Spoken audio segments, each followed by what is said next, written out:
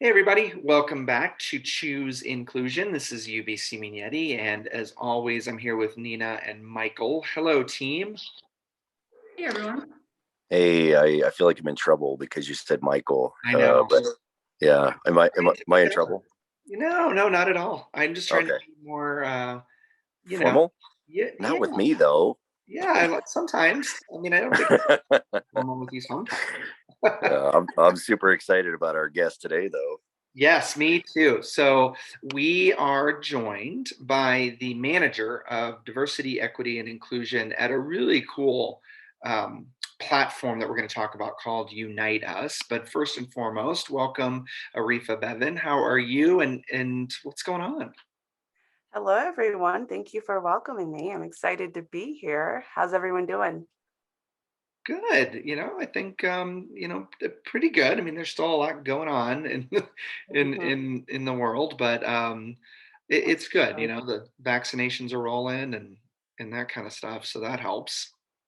Yeah, absolutely. And I feel like, especially these past couple of weeks, trying to intentionally kind of focus on a lot of the good stuff that's happening is more of an effort, but it's needed because there is a lot of good stuff happening amongst all the craziness happening as well.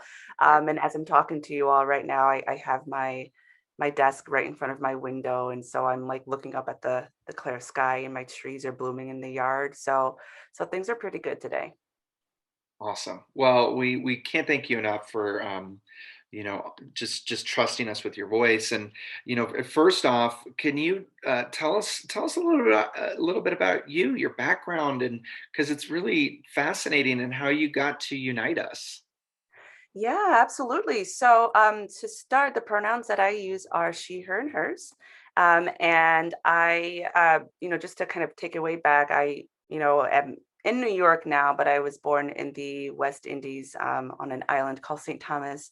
And my family and I worked our way from there to the Bronx. And from there, I moved to Albany to go to school, and then moved further upstate, right outside the Adirondacks, outside of Albany. And so where I am now is in Albany, New York, right outside Albany. And the way that I started my work in this space is it's interesting, yes, because I I was going back and forth between fitness and healthcare, and my family, we're nurses, doctors, and so I had automatically thought that that was the path for me because of that. And so when I went to the university at Albany, I was in pre-med first. And very quickly, as in quickly, the first semester, I realized it was not for me, and I just dropped very quickly. I didn't like the coursework. I was not getting the straight A's that I was used to, and I just didn't feel connected to the material and what I was learning. And so I had transitioned to being an English major, but had convinced myself that one way or another that I would help people, that I would find a way to help people and to somehow make a difference. And so despite, my mom being very upset about that transition and me no longer being in pre-med, I just, move forward, with, my studies and eventually ended up being a community health worker for a nonprofit, actually right outside of Albany. And so, as a community health worker, and then eventually overseeing that program in itself shortly after, it had really positioned me in a place to truly understand and experience from the perspective of someone who was in boots on the ground work and directly involved in the community and in the community every single day to really understand what people were going through when it came to navigating the healthcare and social care systems, and then helping them at the exact same time with not only navigating that but also addressing these social determinants of health that they themselves were dealing with. So whether it was rent eviction, or excuse me, eviction, paying their rent, or childcare, just so many different layers and barriers, I should say, right, to their care. And so it went from me managing that program, and you know trying to like devise ways that we can have a bigger impact when it came to advocating for community health workers and came to giving a voice to the community when it came to health literacy or for them to just to be seen and heard when it came to their needs.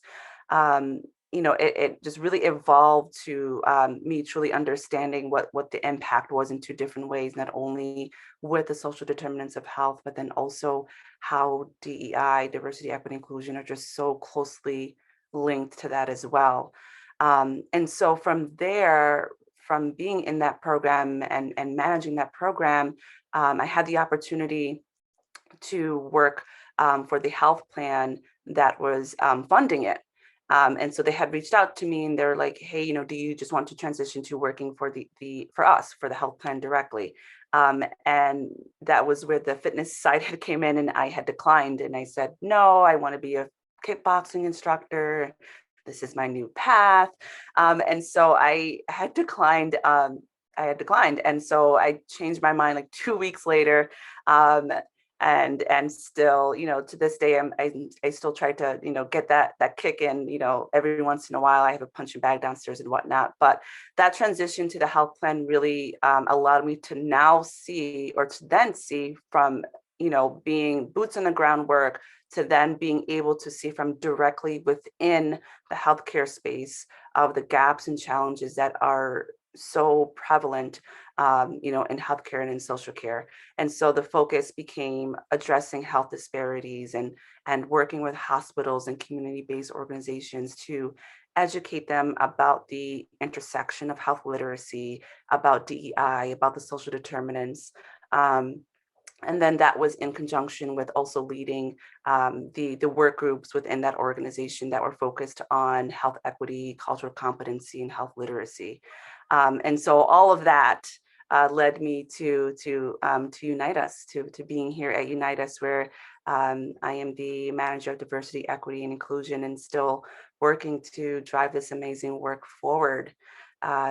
And then just to provide the background of Unite Us, we're a tech company that started about 7 years ago. We're in 42 states now.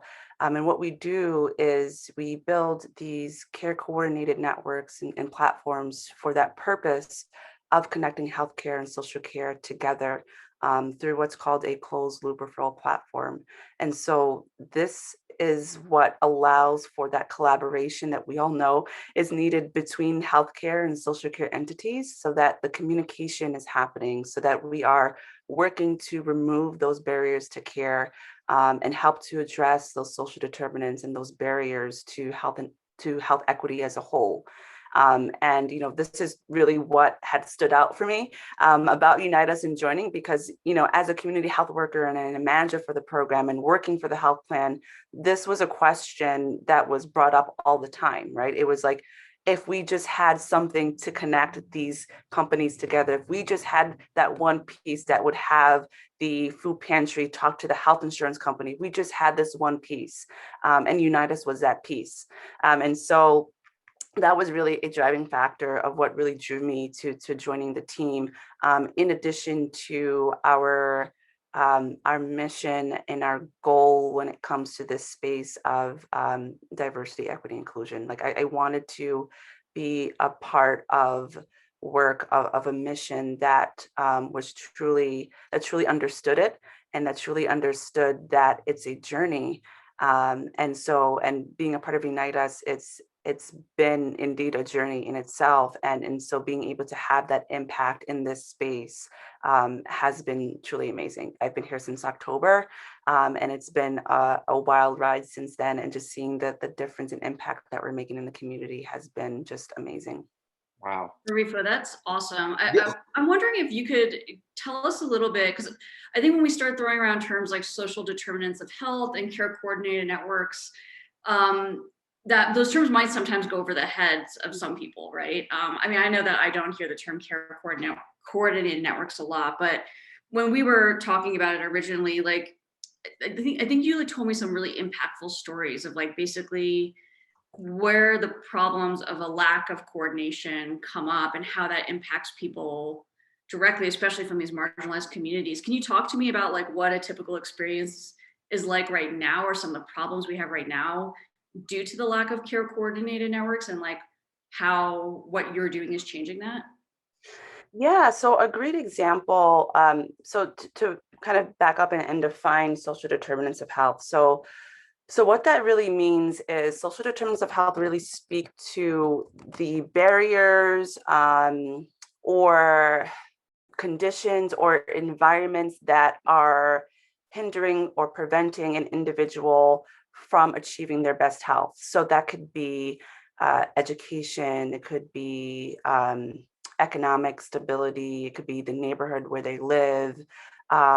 It could be so many different factors. I mean, there's a lot, physical environments, social environments, working conditions, there's a lot, right? And so when we're talking about care coordination, care coordination really speaks to the ability to coordinate care or direct care or provide care in a way that we are acknowledging or recognizing or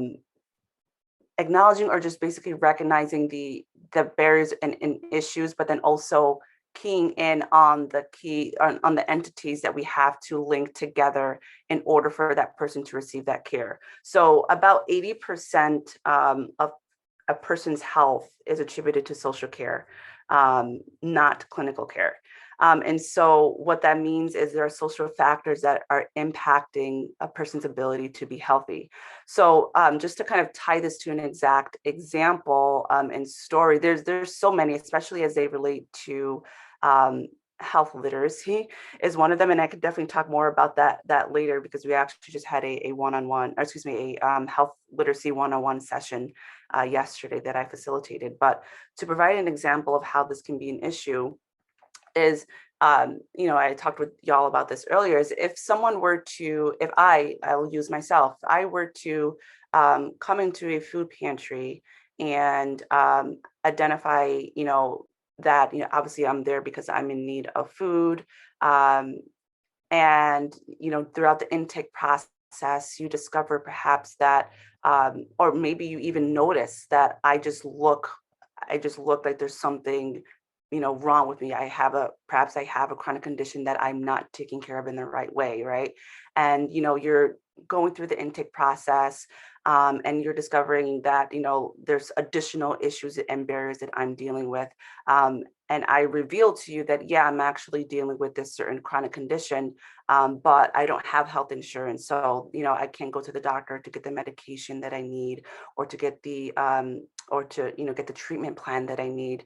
And so if I did not have that connector piece, such as, a platform like Unite Us, then how, would that coordinator who is doing the intake for me help me truly, right? Because if we are truly looking to help someone, can you just say to them, oh, that's, I'm so sorry, that's unfortunate, but here's your food package for the week and I'm just going to send you on your way? Can we really say that we're helping someone by doing that if we already identify that they have this other need, right?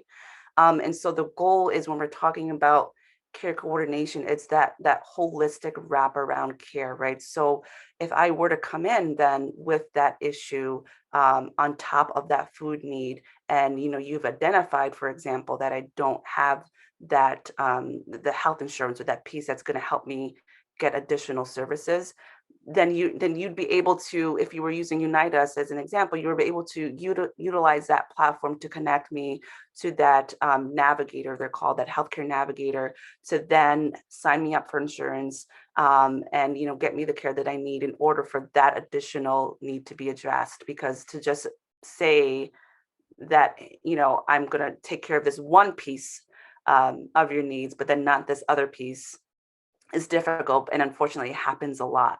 It's probably, I'm not even going to say probably, it's more than likely attributed to high ED or emergency room utilization rates, because we have folks who are utilizing emergency rooms and care because there's so many other things that are happening. You actually do have folks that will go to the emergency room because they have nowhere else to stay, right? So then we have a housing and shelter problem, right? So there's just, when we're talking about care coordination, we have to really consider the wraparound care, that holistic approach, right? That we all need, but that we have to look at individuals as people who are dealing with these multiple determinants of health, right? These multiple factors that impact their ability to truly live a healthy life. And then we have to address that appropriately. Arifa, I love I love everything you're saying. So help me understand then, like so unite us, uh, get it. You're going to where people are, which a huge fan of. Then on the flip side of that, the other organizations that, let's say, can help with healthcare, that can help with, let's say, employment, that can help with, let's say, housing. How does Unite Us then, because each city, each state has very specific initiatives in and around this. So what does Unite Us do to make that connection? Yeah, I love that question. So, as part of our strategy, it's so important that when we are engaging with communities, and by communities, I mean community-based organizations, um, for-profit organizations, state, federal, whatnot, we are coming in as partners and collaborators in this work, meaning that we acknowledge that there's great work that's already being done, or it's on its, it's like being discussed, it's being talked about, there's a strategy in place. And so it's so key for us to acknowledge that we're not saviors, we're not solving anything, we are partners in driving this work forward. And so part of our strategy is doing the research, and having these conversations initially to discuss and talk about what's already being done, and where are the gaps, how can we partner, how can we collaborate, how can we push this work forward. So when we're talking about these different entities and these different partners, that's exactly what we do. Is we first identify the great work that's already in place, and then how can we come in and partner on enhancing it. The other key component to that, I just, as I was talking, as I'm just thinking about too, is one of the important details that was missing when I was a community health worker was the follow-up, right? So for Yeah. example, if I as a community health worker, I've identified someone, who needs a physical or who needs a referral to such and such place. I'm like, okay, great, here's a phone number for you. Or, I'm going to call this person. I'm going to make sure that they look out for you when you come in for this particular need. But then how do we ensure that that follow-up happens, right? Because a lot of the time it doesn't, for whatever reason. And so part of our goal is to make sure that there is that closed loop, and that we are tracking the referrals, and the outcomes of those referrals, so that the providers know that the care is happening, that the referral is getting closed or resolved, and that we have that end piece, that final end piece that says, okay, this referral has been turned into a case, the case has been solved, and now it's closed, as opposed to, that consistent follow-up, or just the phone calls just to see, hey, where we're at with this or what's going on with this. You have the ability to at least track and see where it is. Well, I've always been fascinated by the concept of a community health worker, because I guess I didn't realize that we had people like that in the U.S. My example is from a nonprofit that I used to sit on the board of, where we had medical students um, who would travel to Peru to train community health workers for the villages in the Amazon, and it Wow. was it was such a it was just a new concept to me, and I thought it was just fascinating and powerful, right? Because these people were responsible for taking care of, let's say, a village of 100 people, right? And so training them on just like the basics of a cold or pneumonia or diarrhea, right? Things like that, to take care of their community. And so it just, with technology now, to your point about, access and things like that, and follow up, it almost, it seems to me like we could create the new era of community health worker, um, that could be that technology could be sort of their tool, and there's a sort of a combo effect of community health worker plus Unite Us platform that really starts to bring communities together. I don't know. Is that a thing or? Yeah. I mean, it's like, think of us like the connective tissue between the different entities providing services, right? Right. We're that, Right. connector piece. Yes, absolutely. Absolutely. And I mean, community health workers, they've been around for a while, but even now it's still a question of what do they do, how do they do it, do they exist, like should I be talking to them, who do they work for? So it's still um I still feel like there's still a lot more conversations that need to happen about why they're so significant in the community, especially when it comes to health literacy, for example, right? Like it was mentioned earlier about we can't expect people, there's so much expectation and burden that's placed on the patient or the community. But like when we're talking about health literacy specifically, if you think or if you think about like the name of these medications, or like if you're dealing with so many chronic conditions, or if you are trying to navigate the healthcare system as a whole, or if you're dealing with a provider that just has awful bedside manner after you were sitting in the waiting room for an hour and a half, like of course health literacy is going to be a challenge, right? But the question is it really on the burden of the patient and the community, or is it on the providers and the individuals who are creating these materials and who are making these policies to really kind of stop and think like, hey, is this actually really clear? Hey, is this prescription bottle really, stating what it needs to say in order for whomever is taking it to truly understand? And so, health literacy is a really big passion of mine, but I feel like having community health workers and other advocates involved to really speak up and create the materials that are needed and have the conversations that are needed around these policies and procedures that are really unfortunately impacting folks in the wrong way. And it's leading to, higher healthcare costs and people who are being hospitalized because they didn't take their medications properly. But there's so many reasons for it. And health literacy is a really big driving factor of that. Arifa, one of the things that I want to make sure we hit on before we close out is, we've been talking a lot about mental health and just kind of the role mental health plays in everything that we're experiencing right now in the world now. But yeah, I was wondering if you could talk to us a little bit about that. Yeah, I mean, with mental health and particularly in the space of diversity, equity, inclusion, is I think of it in two ways. And one, as it relates to DEI programming, but then also as it relates to the people and folks who are doing this work as well too. And so, in terms of the space of DEI, it's so important to include mental health support and programming and conversations because, generally speaking, mental health is definitely not talked about enough. And because of that, a lot of people try to mask their struggles or create a hard separation between their mental wellness and their workspace.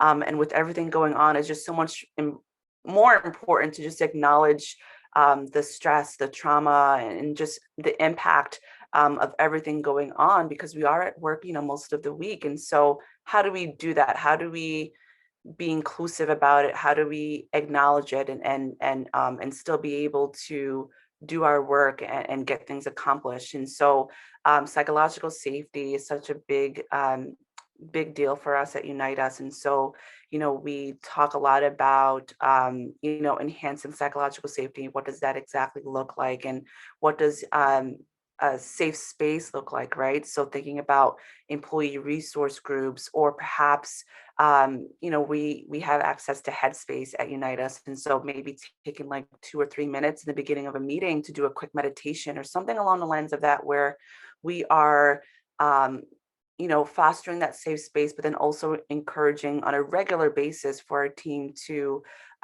check in with each other, to, practice empathy and kindness, and to take time, especially for themselves. And so, I've talked about like the programming side, but like, in moving to the next piece, which is when we are involved in this work.